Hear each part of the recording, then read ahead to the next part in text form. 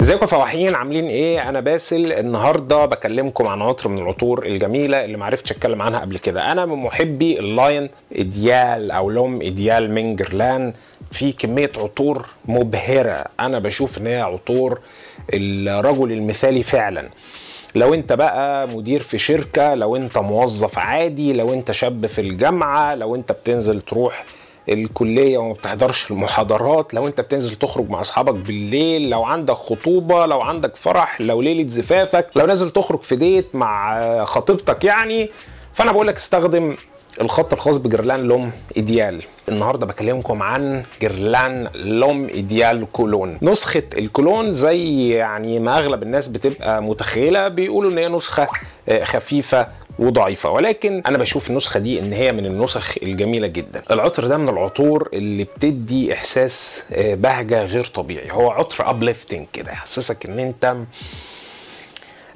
مبسوط، يحسسك ان انت منتعش، ويديك احساس بالفخامه، ويديك احساس بالوقار، ويديك احساس ان انت بلايفول فاني وظريف، وفي نفس الوقت الستايل بتاعك ستايل مودرن. الافتتاحيه بتاعته اول ما بترش انت بتاخد ريحه حمضيات واضحه، وفيها سنه صغنونه قوي كده مش باينه قوي، سبايسي. تحس ان انت بتنطلق، بتبدا الرحله، ريحتك بتفوح في المكان، تبدأ تاخد طبع حلو كده خفيف مع طبع من المكسرات. تبدأ كده تحس ان انت كأنك واقف في محمصة خاصة بالمكسرات، وشامم ريحة مكسرات وهي لسه طالعة. بيتكلل ده بقى كده اللوز، الألموند. الألموند هنا جميل بشكل مش طبيعي، بيدي إحساس ونفحات كده فخمه وجميله قوي وحلوه جدا. وانا بشوف ان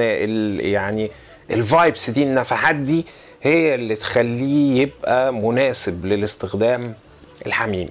ما بتاخد الاحساس بتاع اللوز ده، بتشم ريحه زهور بيضه كده خفيفه، ومش الزهور البيضه الكلاسيكيه القديمه، لا، هي هنا زهور خفيفه ورقيقه وهاديه عشان تكسر حده المكونات اللي فاتت دي كلها. تهدى ريحة الزهور البيضة دي، وتحس ان انت خرجت بقى من البستان الجميل ومن محل المكسرات، وبدأت بقى تنطلق وتبدأ تاخد ريحة الفيتيفير. الفيتيفير هنا بيدي لمسة خشبية، ومع الفيتيفير بتاخد احساس المسك.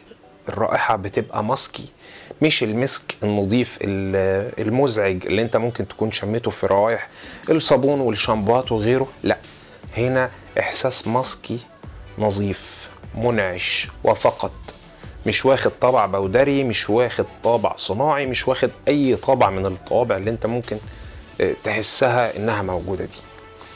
فانا بشوف ان العطر ده من العطور الجميلة والظريفة اللي انت تستخدمها. هو المشكلة ان هو ممكن تحس نوعا ما ان اداؤه مش قوي، ولكن هو بيحافظ على الهيجين الخاص بجسمك وريحة جسمك. طيب الاداء قد ايه؟ الاداء ممكن يقعد معاك حوالي 8 ساعات او 10 ساعات كثبات. بالنسبه للفوحان بيقعد معاك 30 دقيقه، وبعد كده بتشمه بصعوبه قوي، بس بيفضل موجود في اللبس يعني لحد 8 ل 10 ساعات. فانت هتلاقي نفسك كل شويه مضطر تعمل كده عشان تقدر تلقط الريحه. فانا كنت صادق معاك في عرض جميع الجوانب الخاصه بالعطر ده. مشكلة العطر ده دلوقتي ان هو ديسكونتينوود، منقطع او صعب الحصول عليه، عشان ديسكونتينوود دي بتضايق ناس كتير. هتدفع فيه فلوس كتير قوي، وهتضطر ان انت تشتريه اي دولة موجودة في اوروبا. ببساطة انا هكلمك عن الكولون او البديل بتاعه من دار منى الياسمين، وهو اسمه ايديال مان كولون. مختلف عن الاوريجينال ان الاحساس الخاص بالفيتيفير ده مش هتحسه قوي. هتحس ان ريحة الالموند موجودة ازيد شوية من الاوريجينال، ولكن لو انت رشيت الاتنين جنب بعض وجيت تشمم حد ريحتك مش هيحس ان في فرق. ولو انت رشيت الاتنين على الملابس ورجعت للملابس بتاعتك تاني، مش هتبقى عارف انت رشيت الاوريجينال فين ورشيت الكولون بتاعه اللي هو ايديال مان كولون فين. بالنسبة للاداء فالكولون يكسب. الاداء الخاص بيه اداء قوي، بيقعد معاك تقريبا حوالي ساعة او يعني رينج الساعه ونص واضح كده وبيفوح مع حركتك ومع مجهودك.